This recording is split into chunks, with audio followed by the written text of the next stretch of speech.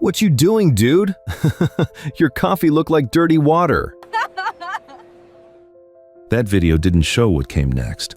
It didn't show Jorge pushing his cart for the rest of the afternoon, each step heavier than the last, the echo of their laughter in his mind. It didn't show him arriving at his small apartment, the smell of old coffee clinging to his clothes, mingling with the silence of his home.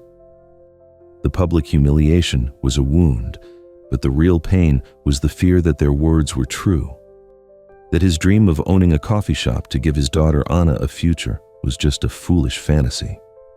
He was about to sink into despair when he saw it. On the small kitchen table, his 7-year-old daughter had fallen asleep over her school books. Next to her, a piece of paper, a vibrant drawing made with the conviction only children possess. A storefront with a smiling door, a chimney puffing out hearts of smoke, and a huge sign, Daddy's Coffee Shop. And underneath, in shaky letters, for the best dad in the world. In that instant, humiliation turned into fuel. Ricardo and Camilla's mockery lost all its power. The only opinion that mattered was on that piece of paper. That very night, Jorge unearthed a treasure, his mother's old recipe book. The yellowed pages held the secrets of a life dedicated to coffee. He used his last savings to buy specialty beans.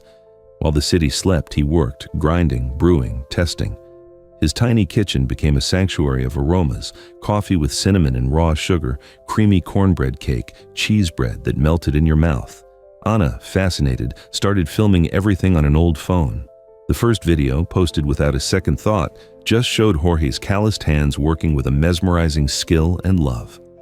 The caption, "My dad makes the best coffee in the world." The internet, which can be cruel, can also be magical. The video exploded. People didn't see a failure. They saw a craftsman, a struggling father, an authentic story.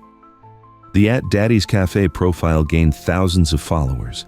People started hunting for Jorge's cart downtown, forming lines around the block, no longer for cheap coffee, but for a taste of his story. The story hit the local news, and a crowdfunding campaign made Anna's dream a reality.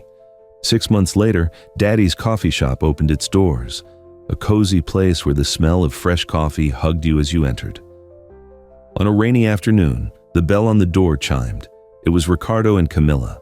They came in complaining about the weather, seeking shelter, and didn't even glance at the man behind the counter. "2 espressos, quick," Ricardo said, arrogant as ever. With a calm he didn't possess a year ago, Jorge prepared the drinks. His posture was straight, his apron clean. He slid the cups across the counter. "Here you are." His voice, firm and familiar, made them look up. The shock was electric. They froze, their faces shifting from arrogance to disbelief, and finally, to pure shame. Jorge watched them for a moment and offered a genuine smile, free of any bitterness. "In life, never underestimate someone who works with dignity," he said softly. Then, he turned to a family that had just walked in, greeting them with a warm welcome, leaving the two behind, alone with the bitter taste of the best coffee they had ever had. And you, do you believe that life can turn around when we don't give up? Share your opinion in the comments and write Amen if you found Jorge's story inspiring.